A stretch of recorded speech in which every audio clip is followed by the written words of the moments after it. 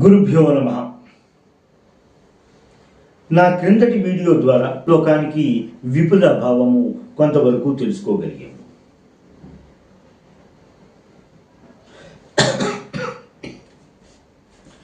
శంకర భగవత్పాదులు ఈ శ్లోకంలో అమ్మవారి యొక్క సంగీతంలో ఉన్నటువంటి నైపుణ్యం గురించి తెలియజేసుకుంటూ సంగీత విషయాలను కూడా కొన్ని అంతర్లీనంగా తెలియజేసినట్టుగా మనం గ్రహిస్తూ ఉంటాం.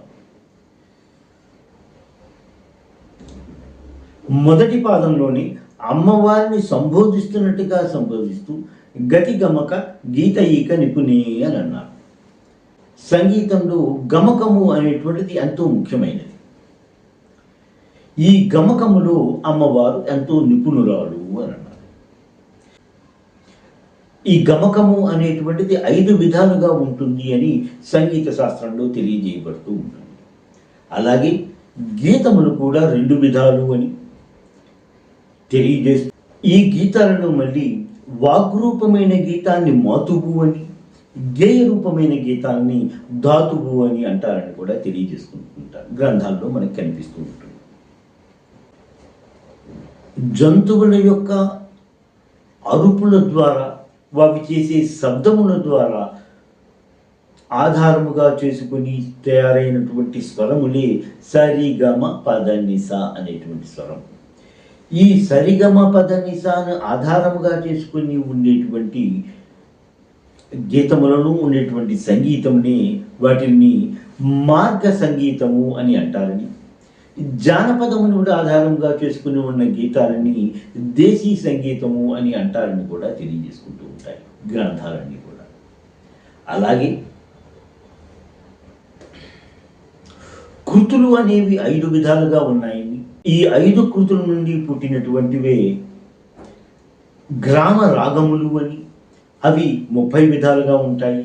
ఈ గ్రామ రాగాల నుండి మళ్ళీ ఉపరాగములు 8 విధములుగా ఉంటాయి అనే విధంగా మనకి గ్రంథాల్లో కనిపిస్తూ ఉంటుంది. ఇలాగా సంగీతము అనేటువంటిది ఒక పెద్ద మహాసముద్రము. అది ఈ యొక్క సముద్రాన్ని ఒక జీవితంలో పూర్తిగా సంగీతంలో ప్రావీణ్యత సంపాదించడము, అన్ని రాగాలలోనూ అన్ని విధాలుగాను ప్రావీణ్యము సంపాదించడము అనేటువంటిది ఎంతో కష్టసాధ్యము. నిజం చెప్పాలంటే అది సాధ్యము కాదు అనే విధంగా కూడా మనకి చెబుతూ ఉంటారు చాలామంది సంగీత నిపుణులు. అటువంటి కష్టసాధ్యమైనటువంటి సంగీత శాస్త్రములో అమ్మవారు ఎంతో నిపుణురాలు అని తెలియజేసుకున్నారు శంకర భగవత్పాదులు. 3వ పాదంలో అదే విధాన్ని తెలియజేస్తూ విరాజంతే నానావిధ మధుర రాగా కరభువాం అని అన్నారు.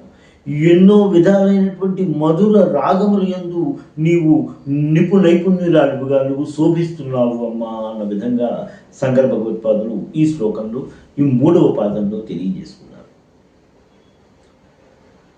4వ పాదానికి వచ్చేసరికి త్రయాణం గ్రామాణం స్థితి నియమ సీమాన యువతే అని అన్నారు. సీమ అంటే ఒక సరిహద్దు. గ్రామాలకి ఎలాగైతే సరిహద్దులు ఉంటాయో అలాగే సంగీత శాస్త్రంలో కూడా ఒక శృతిని బట్టి 3 విభాగాలుగా విభజిస్తూ ఉంటారు. షడ్జగ్రామ, మధ్యమ గ్రామ, గాంధార గ్రామ అని చెప్తూ తెలియజేసుకుంటూ ఉంటారు. ఇది శృతిని ఆధారంగా చేసుకునేటువంటి విభజన అన్నమాట. ఏ శృతిలో అయితే గాయకుడు ఆ యొక్క గీతాన్ని ప్రారంభించాడు, ఆ పాటను ప్రారంభించాడు, అదే శృతిలో ఆ పాటను పూర్తి చెయ్యాలి అనేటువంటి నియమం కూడా ఉన్నది. అంటే ప్రతి శృతికి కూడా ఒక హద్దులు ఉన్నాయి. మీద హద్దు, కింద హద్దు అనేటువంటి హద్దులు ఉన్నాయి అన్న విషయం మనం గ్రహించగలం. అలాగే ఈ 3 స్థితులకు ఉండేటువంటి గ్రామాల హద్దులను తెలియజేస్తున్నట్టుగా 3 గీతలు నీ కంఠము మీద ఉన్నాయమ్మా అని శంకర భగవత్పాదులు తెలియజేసుకుంటూ రచించినటువంటి శ్లోకం. అమ్మవారు ఇటువంటి రాగాలందు ఇటువంటి యొక్క శృతి యొక్క ఆ సరిహద్దులను వాటిని దాటకుండా పాడేటువంటి నైపుణ్యతను ఎంతో నిపుణురాలు అని తెలియజేసుకున్నారు ఆయన. అలాగే మనం ముందరే తెలియజేసాము, ఆ కంఠము మీద ఉండేటువంటి 3 ముడతలు లేక 3 గీతలు అనేటువంటిది సాముద్రిక శాస్త్రం ప్రకారము ఎంతో మహావైభవాన్ని మహాభోగాన్ని తెలియజేస్తుంది అన్నారు. భాగమున ఉండేటువంటి ప్రాంతంలో త్రివలుడు ఉంటే 3 ముడతలు కానీ ఉంటే అది భూత భవిష్యత్ వర్తమాన కాలములను ఆ మనిషి అది గ్రహించగలుగుతాడు అన్న విధంగా అక్కడ సాముద్రిక శాస్త్రం తెలియజేస్తూ ఉంటుంది. అలాగే కంఠ ప్రదేశమునందు ఉండేటువంటి ఆ 3 ముడతలు కూడా సంగీత శాస్త్రంలో నైపుణ్యత ఉంటుంది అన్న విధంగా తెలియజేస్తుంది అని అన్నారు. నడుము దగ్గర ఉండేటువంటి ఆ 3 ముడతలు కూడా కారణ స్థూల సూక్ష్మ శరీరముల గురించి అన్వయమును సమన్వయ పరిస్థితిని తెలియజేస్తూ ఉంటుంది. తెలుసుకునేటువంటి వారు నిపుణత వాళ్ళకి ఉంటుంది అన్న విధంగా సాముద్రిక శాస్త్రము తెలియజేస్తూ ఉంటుంది. ముందర మనం తెలుసుకుంటాము, అమ్మవారికి కంఠ ప్రదేశములందే కాదు మిగతా చోట్ల కూడా ఆవిడికి 3 ముడతలు ఉన్నాయి అనేటువంటి విషయాన్ని ముందు శ్లోకాలలో శంకరుడు తెలియజేశాడు కూడా.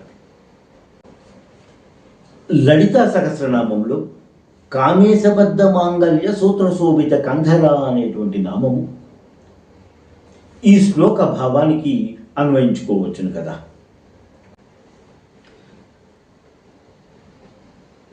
ఈ శ్లోకానికి యంత్రముగా రాగి రేకుపైన కానీ బంగారు రేకుపైన కానీ ఒక సమచతురస్రాన్ని నిర్మించుకొని ఆ సమచతురస్రమును కోణముల బయట 4 వృత్తాకారములను చిన్న చిన్న వృత్తములను నిర్మించుకొని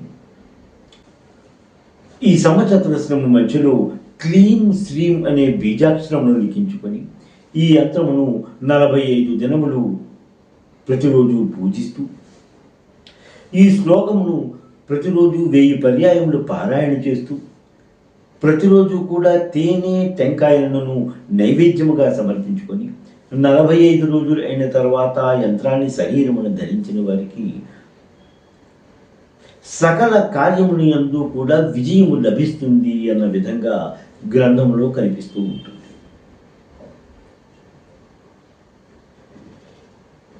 అరవై 69వ శ్లోకం యొక్క విపుల భావము తెలియజేయడం పూర్తయినది. శ్రీమాత్రే నమః. స్వస్తి. ఎంతో అధ్యయనం చేసి మీకు అందిస్తున్న ఈ వీడియోలను ఆదరిస్తారని భావిస్తున్నాము. మా ఈ ఛానల్ని సబ్స్క్రైబ్ చేసి ఈ వీడియోలని లైక్ చేయండి ప్లీజ్.